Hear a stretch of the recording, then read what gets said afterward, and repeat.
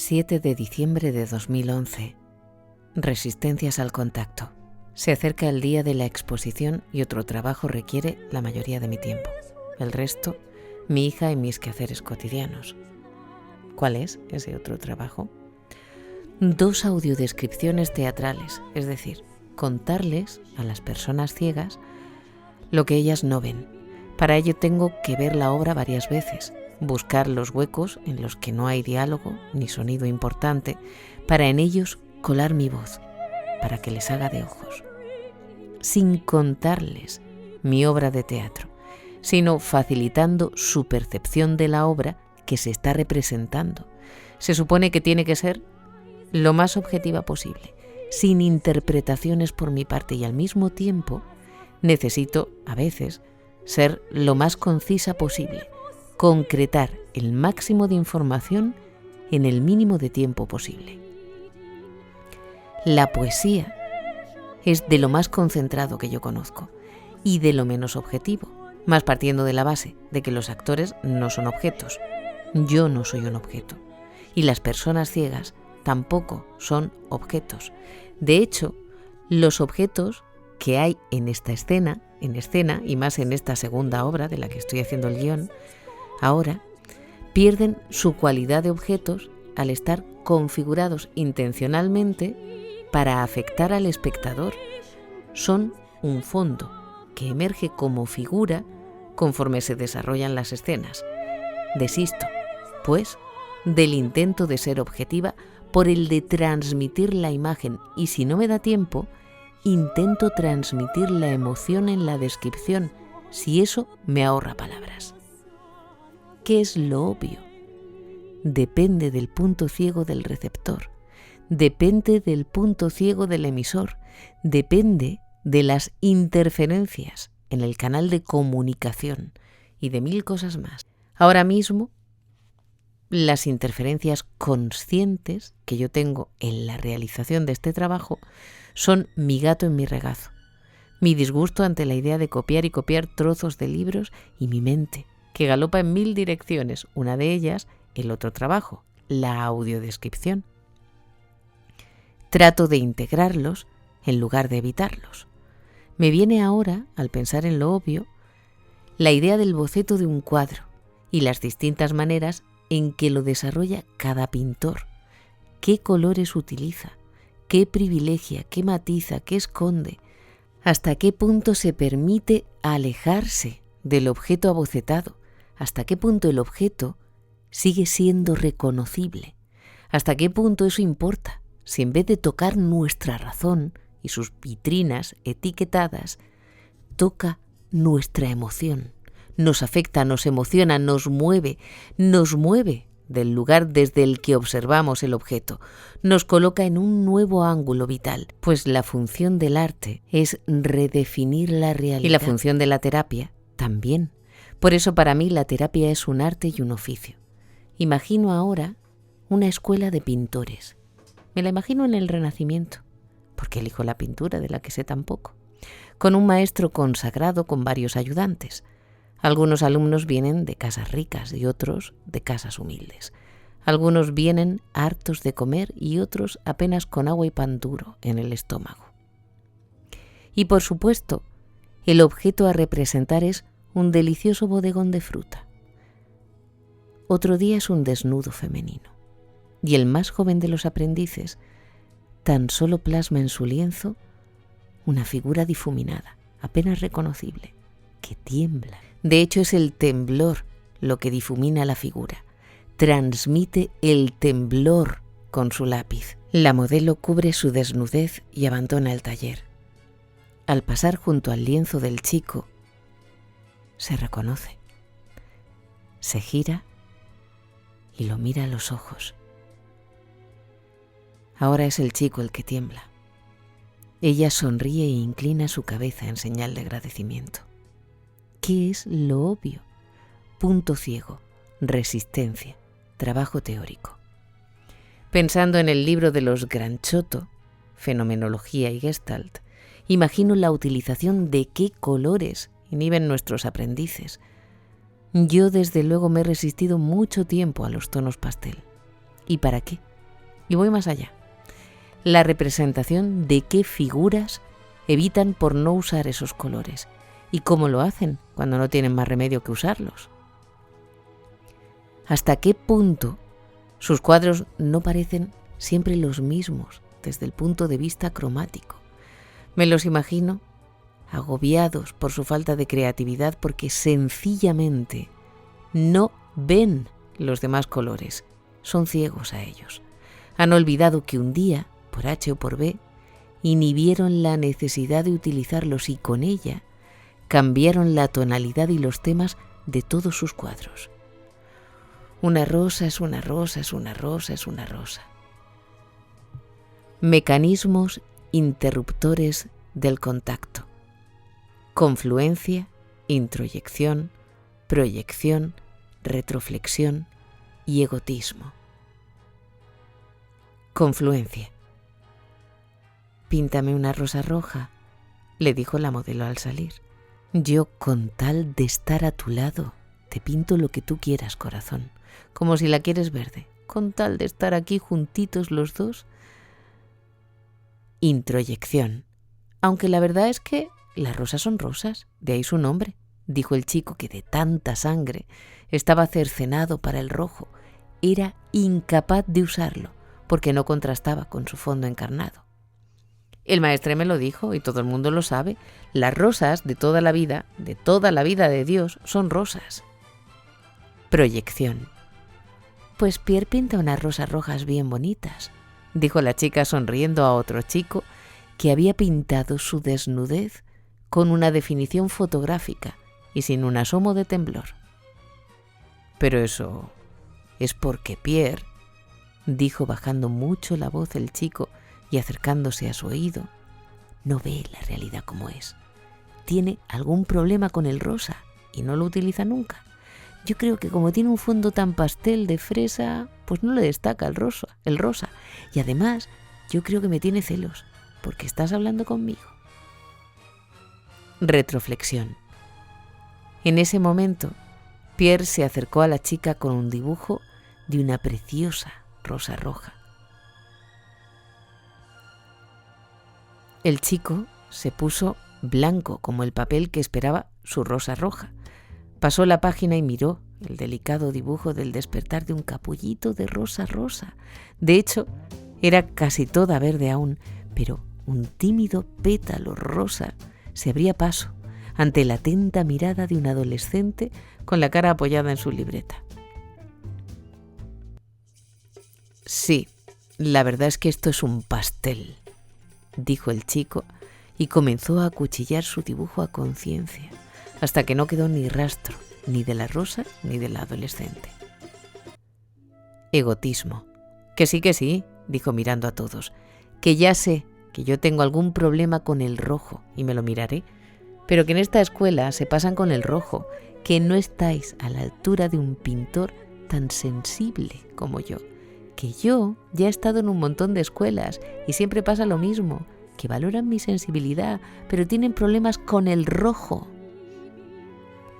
Que el que tiene problemas con el rojo eres tú, dijo la chica.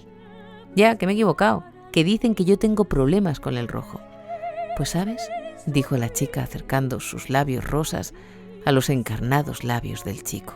Yo creo que tú tienes problemas con la rosa abierta. El chico cubre su desnudez y abandona el taller. Al pasar ante el cuerpo de la chica, se reconoce, se gira y la mira a los ojos. Ahora es la chica la que tiembla. Él sonríe e inclina su cabeza en señal de agradecimiento. Dejar salir afuera, dejar emerger en todo su esplendor, con todo su poderío, a la resistencia.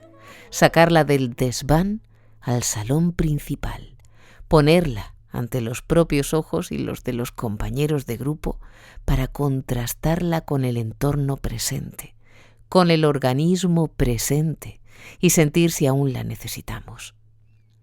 El campo lleno de polvo con todos sus matices, los trajes polvorientos se deshacen solos a la luz de la conciencia. ¿Qué ropa me pongo cuando ninguna me cabe? Impas. de Ternura y agresividad de Juan José Albert Gutiérrez y en Proceso corporal de Kepner y en Excitación y desarrollo de la personalidad de Pearls, Hefferlin y Goodman y en tantos otros y en mi experiencia de la Gestalt, lo que más me ha atraído siempre y por lo que he permanecido en contacto con ella tantos años es su respeto a la resistencia, entendiéndola como el mejor ajuste creativo al que se llegó y al que se es capaz de llegar mientras la resistencia funcione, opere, se manifieste. Naranjo decía que el terapeuta no debe machacar la neurosis del paciente, sino ignorarla, no darle bola, en fin. Sin comentarios. Anoche, leyendo Ternura y agresividad, me llamó especialmente la atención las capas de cebolla en las que se disponen los impulsos inhibidos, según Eric, generando una cadena de situaciones inconclusas. Vendría a ser como las figuras que evita nuestro pintor por no usar el rojo. Las primeras capas que se disuelven vendrían a ser las decisiones o acciones más recientes, encadenadas a las más antiguas y así sucesivamente, si he entendido bien. Es por esto que creo que en el proceso terapéutico no hay un vacío, que lo toqué, lo habité y ya está, ni un impasse, que vendría a ser lo mismo, sino una sucesión de ciclos desbloqueando miedos a uno mismo, desviación del impulso unitario en función de defensa propioceptiva, rabias contenidas ante la frustración, desviación del subimpulso agresivo, miedo a los demás, desviación del subimpulso agresivo en función defensa, arraigados en el organismo a nivel corporal, emocional e intelectual y, por supuesto, espiritual. Hoy ya es el mañana de ayer. En el límite del tiempo y de mi paciencia, cuando pierdo la paciencia digo, no lo resisto más, o no lo aguanto más, o no lo puedo soportar, o no puedo más, que vendría a ser, no quiero esta situación y necesito que algo que no soy yo cambie. Esto me pasa sobre todo cuando a nivel corporal siento tensión, dolor, bloqueo, rigidez, contractura. Ahora estoy muy dolorida físicamente. O quizás sea al revés. O quizá todo a una, sea como sea. De Proceso corporal de Kepner, entiendo que objetivizamos al cuerpo, escindiéndolo de nuestro self, negamos su existencia y sus mensajes, tratándolo como un algo diferente a nosotros mismos. Según Kepner, las tareas del terapeuta respecto a la resistencia son: 1. Trabajar con el cuerpo para restablecer los procesos corporales. 2. Desarrollar un vocabulario que describa la experiencia corporal y clarifique el significado de movimientos, sensaciones y otros procesos no verbales. 3. Establecer una relación, diálogo, entre las partes escindidas del sí mismo. 4. Elaborar las situaciones inconclusas de modo que las funciones negadas vuelvan a asimilarse dentro del sí mismo, que se expanda el rango de respuestas posibles y sea posible un nuevo ajuste creativo. Según los Gran Choto, según cuál sea el ajuste neurótico del consultante, es decir, según con qué mecanismo interrumpa el ciclo de la experiencia el consultante, apelará al clínico a tomar una posición determinada, a saber, sea mi maestro, sería un ajuste introyectivo. El consultante trata de aplacar la presencia de la ansiedad en el momento del precontacto. Sea mi acusado, sería un ajuste proyectivo. El consultante trata de aplacar la presencia de la ansiedad en el momento del contactando. Sea mi cuidador, también se refiere al momento del contactando y se trata de un ajuste retroflexivo. Sea mi admirador, sería un ajuste egotista. Se trata de evitar la ansiedad implicada en el contacto final. Sea mi modelo, sería un ajuste confluyente. Trata de evitar la ansiedad implicada en el poscontacto, fruto de no tener una excitación disponible. La apelación viene a ser la acción de la inhibición reprimida, que así intenta pulverizar la ansiedad generada por la amenaza de deflagración de la excitación inhibida desencadenadas por la situación clínica. El clínico debe promover sistemáticamente, la frustración de las demandas que le hacen. Sería lo de no darle bola, de Naranjo. No me va a dar tiempo, pero me encantaría reflejar aquí de manera sucinta, me encanta esta palabra tan añeja, la relación entre la resistencia, los eneatipos, los tipos bioenergéticos, la vergüenza y la culpa. Los eneatipos y los tipos bioenergéticos están relacionados en el libro Ternura y Agresividad, a saber, carácter esquizoide, eneatipo 5. Cuanto menos sienta mis necesidades, menos riesgo corro. Si expreso necesidad me pongo en peligro. Debo necesitar poco y ser autónomo para satisfacerme. Carácter oral, eneatipo 4. Yo me hago dependiente de ti y tú satisfaces mis necesidades. Carácter masoquista, eneatipo 9. Yo pido opinión sobre todo. Necesito saber qué opinan los demás sobre mi vida. Necesito saber que estoy a la medida. Yo nunca estoy en lo que está pasando. Estoy antes o estoy después. Puede ser una tontería, pero me pone en rabia contra mí misma. Carácter psicopático, eneatipos 3 y 6. Puesto que el deseo del niño es reemplazado por el del correspondiente progenitor, siempre permanecerá la sensación de que esto no es lo que quería, no es lo mío y verdaderamente no es lo suyo. No es el deseo con el que tenían establecido el contacto íntimo. Caracteres rígidos, eneatipos 1, 2, 7 y 8. Si hay entrega amorosa tierna, se dificulta la entrega en el placer y viceversa. El contacto consigo mismo y con los demás vendrá determinado por la intensidad de la inhibición parcial de cada uno de los dos subimpulsos, ya sea dominando la agresión sobre la ternura, eneatipos 1 y 8, o la ternura sobre la agresión, eneatipos 2 y 7. La vergüenza y la culpa. Anoche me leí el capítulo que deseché al principio de este trabajo, el capítulo 15 de Proceso y Diálogo de Yontef. Se me hace figura ahora, especialmente leyendo a este autor, las diferencias en las maneras de exponer de cada autor, hasta qué punto se ve la persona, o mejor, el carácter de cada autor, en lo que resalta, en dónde se para y en lo que obvia de la teoría gestáltica. A la aceptación de qué se resiste. Últimamente me pasa mucho también con la forma de moverse de las personas. ¿Qué partes están rígidas y cuáles se mueven enloquecidas?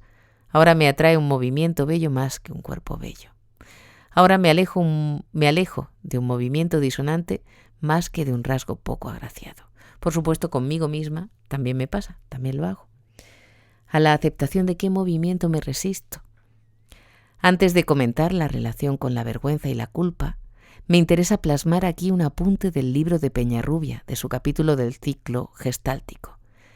Reposo, sensación, conciencia, energetización, acción, contacto, reposo. En términos operativos, el ciclo tiene dos estadios que conviene considerar.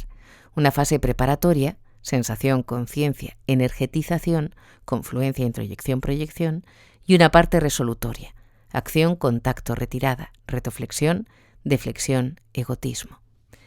La culpa, según Perls, Hefferlin y Goodman, en Excitación y Desarrollo de la Personalidad, es la confluencia de los introyectos. Si escarbamos un poco, emerge fácilmente el resentimiento. Se repite el sentimiento de la indigestión, porque los introyectos son como el ajo, que se repiten mucho después de haberlos tragado, y la confluencia la relaciono yo ahora con el estreñimiento. Así que ahí tenemos a nuestro pintor, con el aliento oliéndole a ajo y el estómago a reventar, montando un pollo en la escuela, la voz de la culpa. No debería haber dicho eso, le he hecho daño.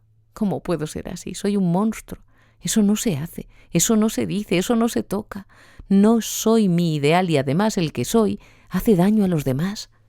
¿Qué introyecto está funcionando? ¿Qué fantasía tenía del otro que no se ha cumplido? ¿Qué necesitaba destruir del otro en el contacto para o bien devolver el dolor por no cumplir mi expectativa o bien provocar su movimiento hacia ella en vez de moverme yo? ¿Qué fantaseo en el momento culposo que va a pasar después con esa persona? ¿Tengo miedo a que me castigue? ¿Cuál es la resistencia aquí? No admitir la destrucción como parte de la asimilación, no admitir la diferencia, no admitir la independencia. Yo entiendo la polaridad de la culpa como la inocencia. Y esto, por supuesto, es una teoría. Para mí, ambos términos están muy cargados del componente moral judeocristiano y por eso prefiero hablar de responsabilidad e irresponsabilidad. La vergüenza, prima hermana de la culpa, yo la veo más solitaria, escondida en un rincón, gordita, roja y pecosa. Jamás la pintará nuestro aprendiz por su color. La culpa es una pedigüeña de perdón. La vergüenza no se atreve.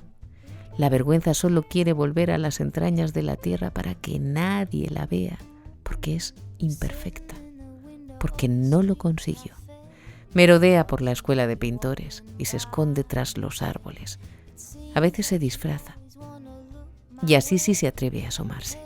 Pero en cuanto la mira nuestro aprendiz, se pone roja, se vuelve invisible para él y quiere que se la trague otra vez de la tierra. Un día sí la vio, pero ella no lo sabe. Estaba tan absorta, con la cara apoyada en su libreta, observando el despertar de una rosa rosa, que no se dio cuenta de que en el mismo instante que un tímido pétalo emergía en la rosa, un hilo de sangre tiñó su falda de rojo. Cuando se levantó, algunas de sus compañeras, las más populares, comenzaron a reírse. Otras trataron de ayudarla, pero ella solo quería correr y que se la tragara la tierra. El chico que miraba por la ventana no comprendía este revuelo. Él no veía su mancha roja. ¿Cuál es la vergüenza original de cada uno? ¿Cuál es nuestra ceguera?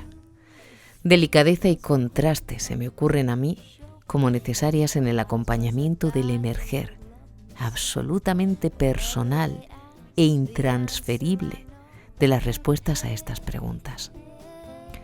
La vergüenza es miedo y por lo tanto deseo a ser visto, y para mí el miedo es muy peligroso y hay que acercarse con mucho cuidado. Los colores los vemos en función del fondo del que emerjan. Dejo aquí abierto, y supongo que continuaré cuando tenga más tiempo, y ya han pasado 8 años y no lo he hecho, descubrir con delicadeza las vergüenzas de cada eneatipo o de cada tipo bioenergético, quizá con cuentos que me gustan y me parecen un buen contraste y un arma de doble filo. Y acabo por donde empecé, sin saber muy bien hacia dónde iba a tirar. La resistencia eléctrica de un objeto es una medida de su oposición al paso de la corriente. La resistencia eléctrica tiene un parecido conceptual a la fricción en la física mecánica. Resistencia física consiste en la capacidad biológica que permite mantenerse en un esfuerzo prolongado a una intensidad media o baja, cuerpo, mente y emociones. La resistencia al contacto es, al fin y al cabo, no querer dejarse morir, abandonar alguna identificación que pensamos que nos da consistencia, que nos sirve para algo. La resistencia es miedo a lo desconocido o a lo olvidado. Resistir es vencer cuando la vida se entiende como una lucha y la muerte como un destino inevitable y no como el abono de otras vidas.